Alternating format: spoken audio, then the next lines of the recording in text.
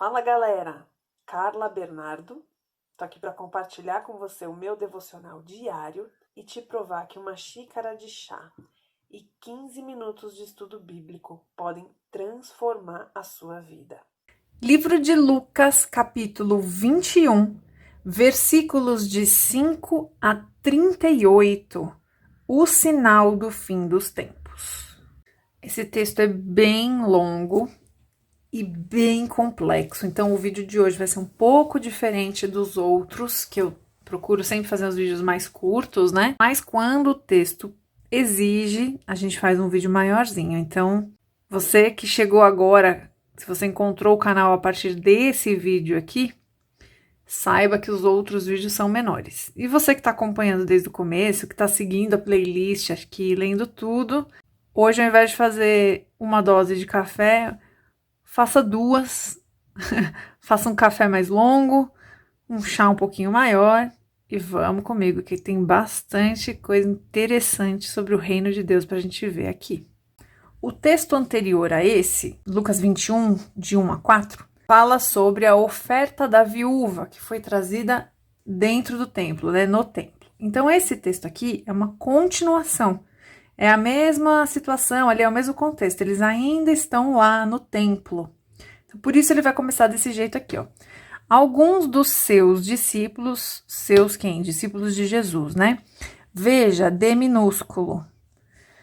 Nessa tradução aqui, quando se refere somente aos 12, o D aparece maiúsculo. Então, aqui como tá com D minúsculo, são todos os discípulos, né? São as pessoas que seguem Jesus. Então, pessoas comuns que não são somente os 12 separados, né? Alguns dos seus discípulos estavam comentando como o templo era adornado com lindas pedras e dávidas dedicadas a Deus. Se a gente for pesquisar, se você for ler, quando Deus dá o direcionamento do templo para Davi, né, e quando Salomão constrói o templo, esse templo aqui ele já havia sido reconstruído, não é o mesmo. Mas no texto que fala sobre a construção por Salomão, ele dá todos os detalhes e é impressionante ver a riqueza de detalhes e de informações que Deus deu para Davi. Então, realmente, o templo era muito bonito, muito rico, uma arquitetura muito rica. Até hoje, quando a gente vê arquiteturas orientais, a gente se surpreende, né? Eles são muito caprichosos, são povos que dominam a arquitetura há muitos séculos. Então, eles sabem o que eles estão fazendo. Então, com o templo aqui em Israel, não era diferente. Então, eles começaram a observar a construção e elogiar. Assim como hoje, quando a gente vai visitar, né, é muito comum quando as pessoas vão para a Europa, visitam aquelas igrejas católicas com obras de arte famosas e se impressionam, falando, meu Deus, que coisa bonita. Era isso aqui, eles estavam admirando a construção, a arquitetura do templo. E enquanto eles estavam comentando entre eles, olha que lindo, olha aquele detalhe, olha isso, olha aquilo, o texto nos conta que, mas Jesus disse, enquanto eles estavam admirados, Jesus trouxe esta palavra. Disso que vocês estão vendo, dias virão em que não ficará pedra sobre pedra. Dias virão. Brasileiro é muito ruim de português. E isso aqui é um erro que as pessoas cometem muito. Escrevem virão com M no final. Quando você não tem o acento, tem o M, você está falando virão, de ver, passado. Quando você tem o tio e o O, você está falando de futuro. Dias virão, futuro. Jesus está profetizando. Algumas pessoas pode parecer óbvio, mas é uma dificuldade de português que as pessoas têm. E se você não domina a sua língua, você não consegue ter uma interpretação clara dos textos. Muita gente me fala, nossa, quando você explica eu consigo entender e tal. A Bíblia não é fácil. Tem coisas na Bíblia que são difíceis de entender. Mas eu também compreendo que boa parte da dificuldade de compreensão de algumas pessoas é porque não foram alfabetizadas corretamente. Então, se você sente dificuldade em entender os textos bíblicos, além dessa questão de contexto e tudo mais, veja se não é o seu português que precisa ser aprimorado. Tem bastante gente ensinando português no YouTube de graça, com várias dicas ou com cursos baratos. Invista nisso. Quanto mais você dominar a sua própria língua, quanto mais você tiver uma capacidade de leitura e interpretação, melhor compreensão você terá dos textos, não só da Bíblia, para você ler contratos, para você poder trabalhar. Então, se você tem essa dificuldade aqui, se você não sabia disso, que é o que eu tô falando, isso não é tão incomum, você precisa melhorar o seu português, tá? Só uma dica. Vamos continuar. Dias virão em que não ficará pedra sobre pedra, serão todas derrubadas. Jesus está profetizando que este templo que os discípulos estão admirando será destruído. E isso aconteceu mesmo. Israel foi invadida algumas décadas depois. O templo foi destruído e até hoje ele não foi reconstruído.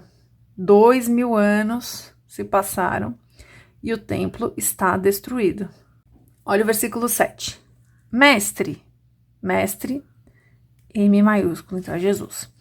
Perguntaram eles: quando acontecerão essas coisas? E qual será o sinal? Isso aqui é importante, que é sobre isso aqui que Jesus vai falar.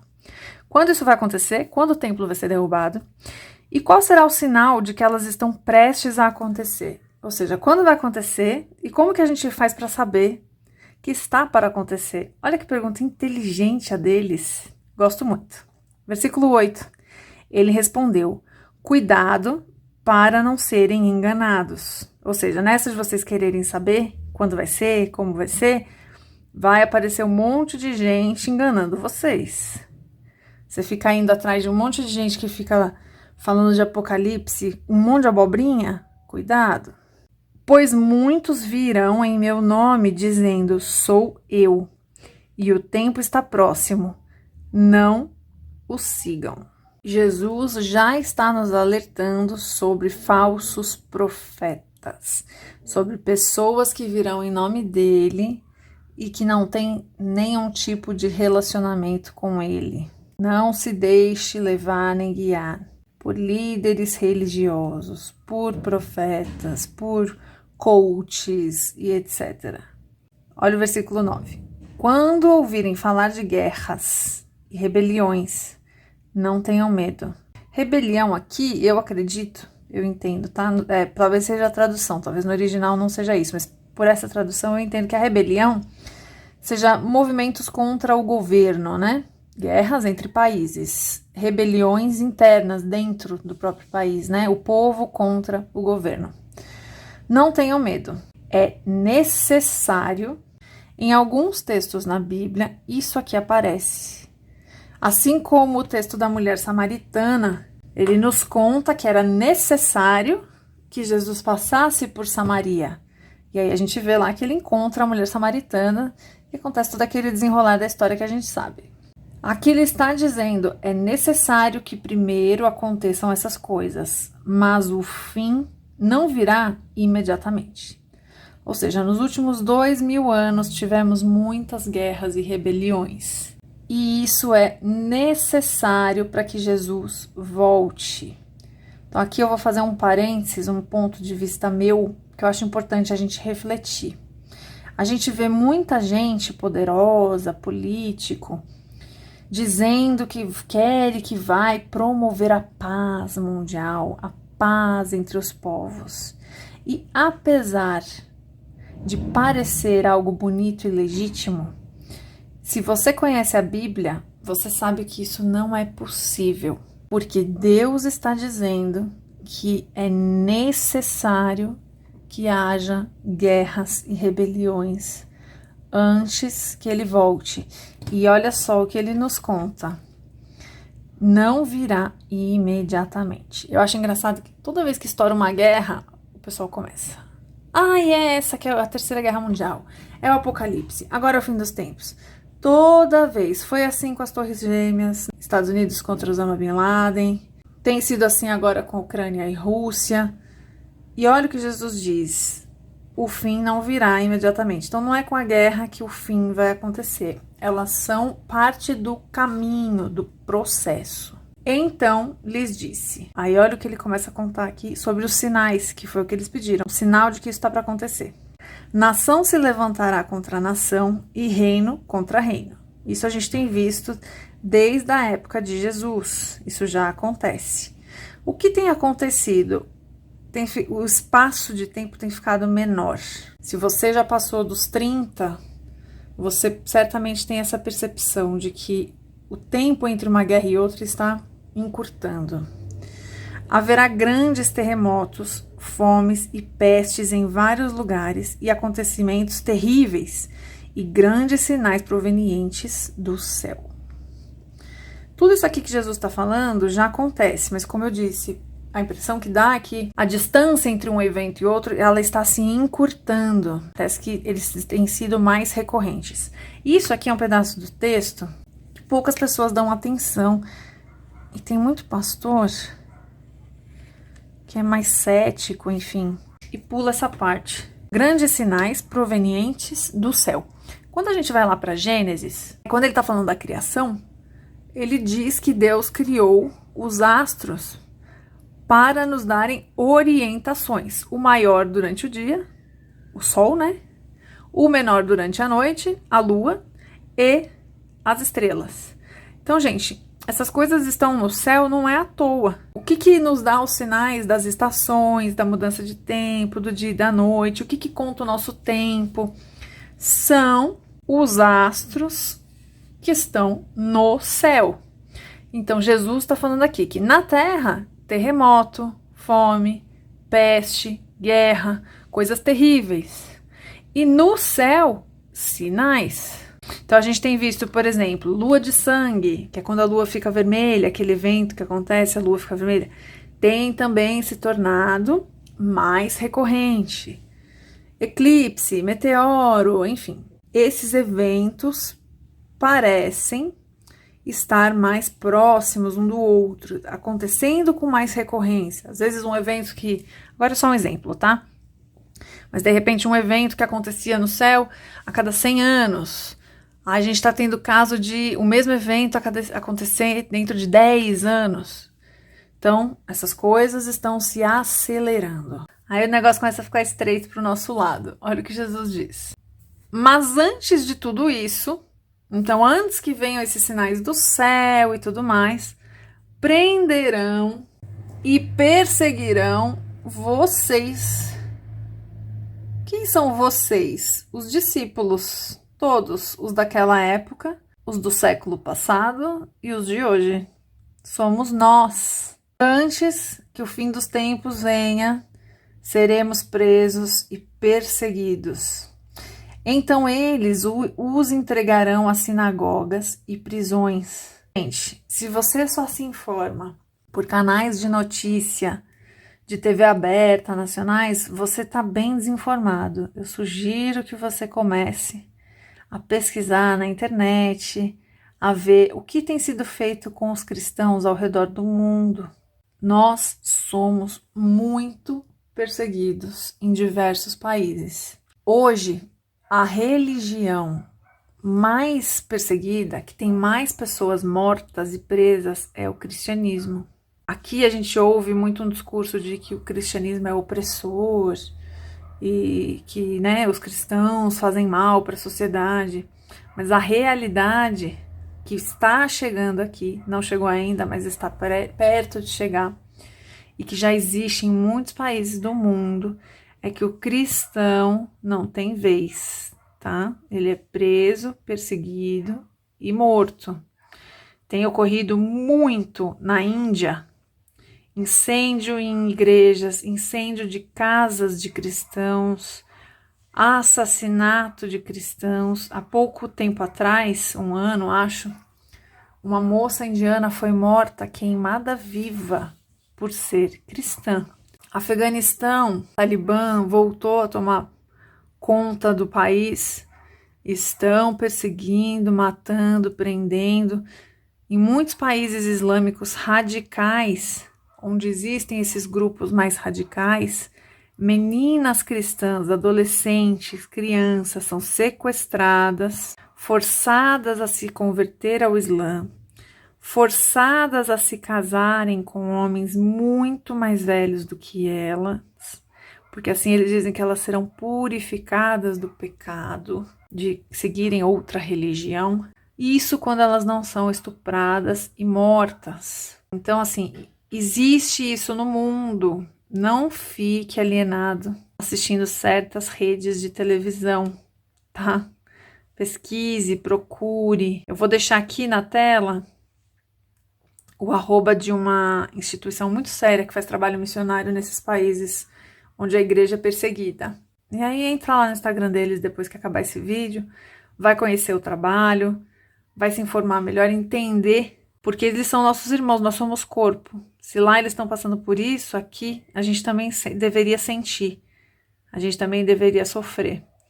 Então busque saber e conhecer como anda a igreja do Senhor ao redor do mundo.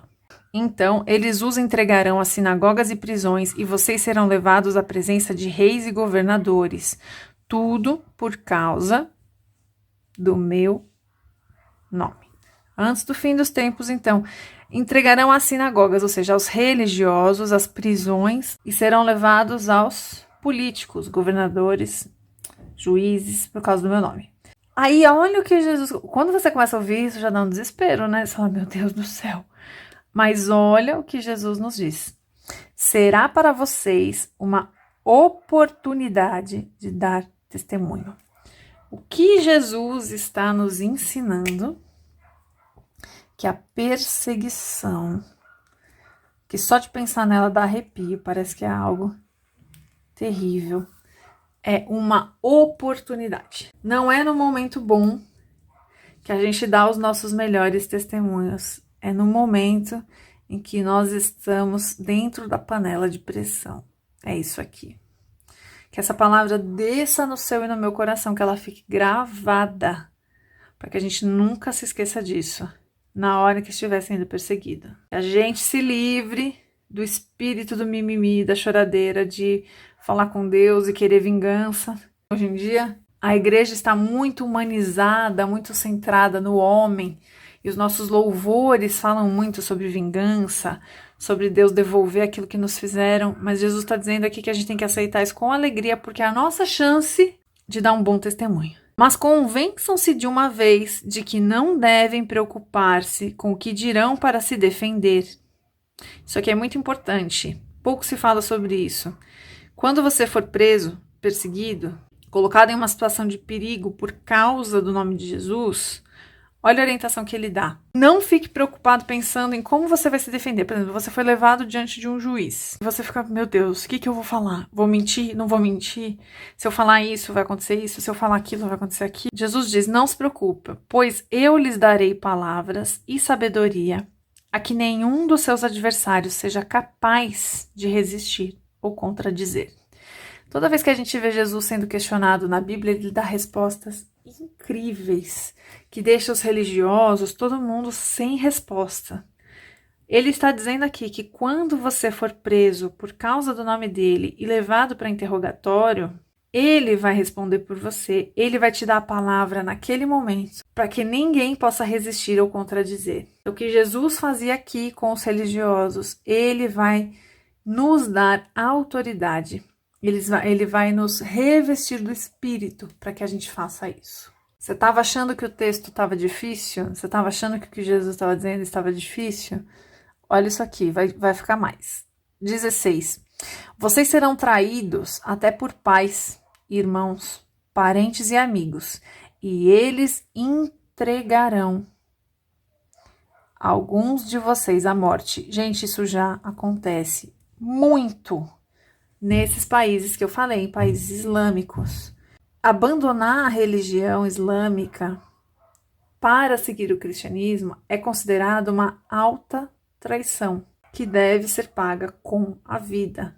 Então é muito comum jovens, enfim, pessoas que se convertem, terem que fugir do país deixar tudo para trás, porque são ameaçados de morte pela própria família. Não são pessoas estranhas, é a própria família que acha que o fato dele ter se convertido ao cristianismo mancha, né, o nome da família, traz pecado para a família, então eles matam. De novo, tudo isso que Jesus está falando já existe, já acontece. Não seja você o crente alienado que não busca saber e não se importa com o que acontece com a igreja ao redor do mundo. Somos todos a mesma pessoa, a noiva de Cristo. Aí Jesus complementa, olha, todos odiarão, ó, tio, tá vendo? Futuro. Vocês por causa do meu nome, todos, o mundo vai te odiar. Isso é fato. Jesus está falando isso pra gente, gente. Então, essa teologia de riqueza, de vida próspera, isso não tem nada a ver com o que Jesus prometeu. Olha aqui no 18. Contudo, vem um bálsamo do céu pra gente. Contudo, nenhum fio de cabelo da cabeça de vocês se perderá. O que Jesus está dizendo aqui? Que nada disso será à toa. Pode parecer que você está perdendo, mas você está ganhando onde? No céu. Nenhum fio da sua cabeça se perderá, será tomado de você aqui na terra à toa. Eu, Deus, que te criei, estou te vendo sempre. É perseverando que vocês obterão a vida, ou seja, é não me abandonando, é persistindo, é perdendo todos os fios de cabelo em meu nome, que vocês vão obter vida eterna, vida no céu. Quando a gente morre para nós aqui na terra, quando a gente abre mão da nossa carne, a gente ganha vida no céu. Quando virem Jerusalém rodeada de exércitos, vocês saberão que a sua devastação está próxima. Essa geração aqui com a qual Jesus está falando, de fato viu isso e viu o templo ser destruído. Eu não sei do exato, mas eu acho que foram 30 anos depois da morte de Jesus, 30 ou 40. Acho que 40 anos, 38 anos, alguma coisa assim. Após a morte e a ressurreição de Jesus, Jerusalém foi destruída. Então, muitos dos que estavam ouvindo aqui o que Jesus está falando, provavelmente foram testemunhas oculares dessa destruição de Jerusalém. Então, por isso aqui é literal. Quando virem Jerusalém rodeada de exércitos, vocês saberão que a sua devastação está próxima. Então, os que estiverem na Judéia, fujam para os montes. E os que estiverem na cidade, saiam. E os que estiverem no campo, não entrem na cidade. Pois esses são os dias da vingança, em cumprimento de tudo o que foi escrito. Esse é o dia que Deus vai trazer juízo sobre Jerusalém. Neste dia, fuja. É isso que Jesus está dizendo. Como serão terríveis aqueles dias para as grávidas e para as que estiverem amamentando. Haverá grande aflição na terra e ira contra este povo. Aqui ele está falando de futuro. Aqui ele está falando com a gente. Cairão pela espada, ou seja, serão mortos, né? A espada era arma de guerra, né? Nessa época não existia arma de fogo. Então cairão pela espada, na batalha serão mortos e serão levados como prisioneiros para todas as nações. Ou seja, Jesus está dizendo aqui que será uma perseguição mundial contra os cristãos. Jerusalém será pisada pelos gentios, até que os tempos deles se cumpram. Aqui na notinha de rodapé, SC, aqui está explicando que são gentios, são os que não são judeus. Então, o povo de Deus será pisado pelos que não creem em Cristo, pelos gentios, até que o tempo deles se cumpram. Olha só, enquanto Jesus está explicando o que vai acontecer através da ação dos homens, né, da perseguição e tudo mais, ele repete de novo, haverá sinais. E que eu falei que os sinais viriam do céu. Aí aqui ele detalha, no sol, na lua e nas estrelas. Na terra, as nações estarão em angústia e perplexidade com o bramido e a agitação do mar. Ou seja, toda a criação vai se agitar e apontar para a volta de Jesus. Tem um texto que diz que tudo aquilo que tem fôlego louva ao Senhor. E esse texto está nos dizendo que também tudo aquilo que tem fôlego que o Senhor criou aponta para o dia da vinda de Jesus. A natureza nos dá indícios. Nós precisamos observar os sinais. Eu tenho entendido como uma estratégia maligna mesmo, de colocar nós, homens, seres humanos, morando nas cidades, empilhados em apartamentos, um em cima do outro. Isso nos afasta da natureza. Isso nos afasta de observar, de ter condições de observar os céus, o comportamento dos animais e tudo isso que Jesus está dizendo. Estamos morando empilhados e estamos distraídos com a cara no celular. E aí somos incapazes de notar o bramido, a agitação do mar, o movimento da lua, do sol, das estrelas. Tudo neste mundo que já pertence ao maligno, neste mundo que já pertence a Satanás. Tudo neste mundo existe para nos distrair daquilo que Deus está para fazer. Os homens desmaiarão de terror, apreensivos com o que estará sobrevindo ao mundo, e os poderes celestes serão abalados. Então, quando tudo isso aqui que ele falou, nessa sequência acontecer, então se verá o Filho do Homem vindo numa nuvem com poder e grande glória. Glória a Deus! Louvado seja o nome do Senhor! Como eu anseio por esse dia! Como eu espero por este dia! Oh, Pai, Maranata. Maranata significa que em breve Jesus virá. Gente, olha essa sequência. Tudo que Jesus está falando aqui pode ir causando terror, né? Porque parece que vai piorando, piorando, piorando. Mas aí vem Jesus numa nuvem de glória sobre a terra. Louvado seja o nome do Senhor. Você, crente, o seu desejo, o seu coração, a sua meta de vida tem que estar nesse dia aqui. A sua meta de vida não pode se resumir a ter tantos reais investidos, tantas casas, tantos carros, fazer X viagens, ter isso aqui. Tudo isso não é pecado. Se você conseguir realizar isso, ótimo. Mas a sua principal meta de vida tem que estar nesse dia aqui. Nesse dia, quando Jesus descer numa nuvem de glória sobre a terra, para onde é que você vai? Fica aqui essa pergunta. Quando começarem a acontecer essas coisas, levantem-se e ergam a cabeça, porque estará próxima a redenção de vocês. Sejam fortes, sejam corajosos, andem de cabeça erguida. Quando vocês estiverem sendo perseguidos, presos e mortos, levantem-se. A redenção de vocês está próxima. Que coisa poderosa. E ele lhes contou esta parábola. Oh, coisa linda.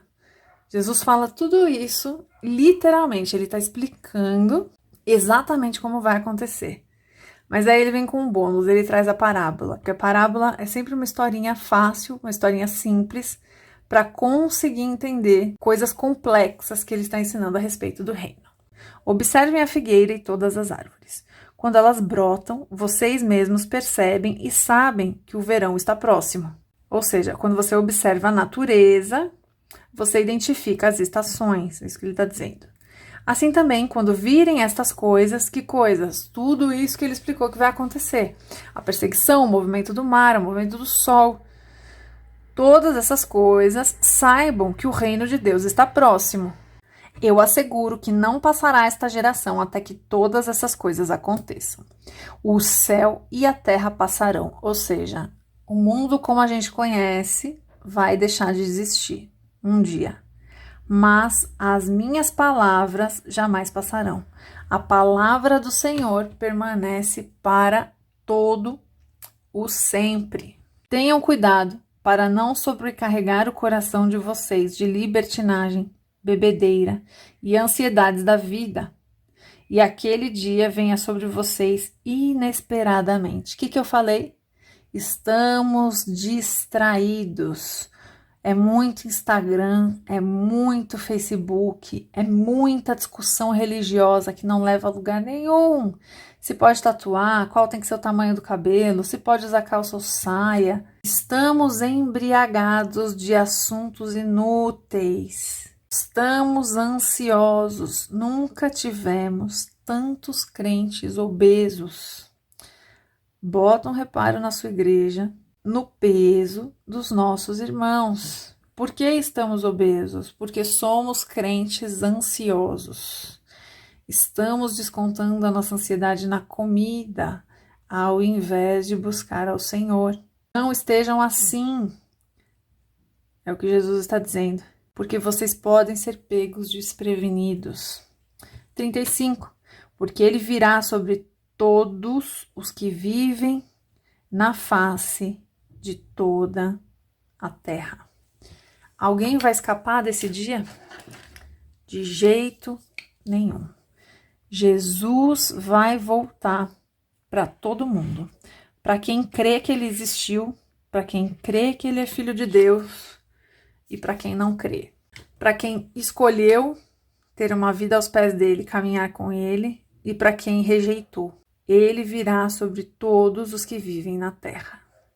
Estejam sempre atentos e orem para que vocês possam escapar de tudo que está para acontecer e estar como? Em pé. De novo, o que ele falou lá, ergam a cabeça. Estar em pé significa o quê? Estar garantido, né? Diante do Filho do Homem. Jesus passava o dia ensinando no templo e ao entardecer saía para passar a noite no monte chamado das Oliveiras. Todo o povo ia de manhã cedo ouvi-lo no templo. Jesus trazia duras palavras, algumas de difícil compreensão, mas ainda assim as pessoas tinham sede de ouvir e compreender o que ele dizia. E olha só a postura de Jesus, o que nos ensina. Ele passava o dia todo ensinando e no fim do dia ele ia para o monte, ele ia orar, ele ia falar com Deus. Ele ia receber de Deus aquilo que ele ia ensinar no dia seguinte. Eu creio dessa maneira. Ele ia compartilhar com Deus, ele ia ter comunhão com Deus e na condição humana de Jesus. Eu creio que ele ia receber do céu o direcionamento para o dia seguinte, para onde ele deveria ir, o que ele iria falar, que milagre ia acontecer. Eu creio muito nisso, que ele ia buscar direção no Senhor, assim como a gente tem que buscar. Apesar de ser Deus, Jesus estava em uma condição de homem. E aqui, todo o povo ia cedo para ouvi-lo no templo. Eu costumo fazer bastante anotações, observações e ler outros textos, enfim. Mas como esse texto aqui já é por si só muito longo e a explicação dele é bem literal, né? Não é um texto com alegorias que a gente tem que ficar procurando outros textos, é bem literal. É o preto no branco, não tem o que não entender, não tem dificuldade para interpretar. Então, eu não vou fazer hoje as anotações e tudo que eu faço para não sobrecarregar você aqui com um vídeo muito longo. Hoje foi essa leitura. Então, o nosso desafio para o dia de hoje, para a vida, é estarmos alertas e atentos e prontos, esperando pela vinda de Jesus, que pode ser a qualquer momento. Que Deus te abençoe.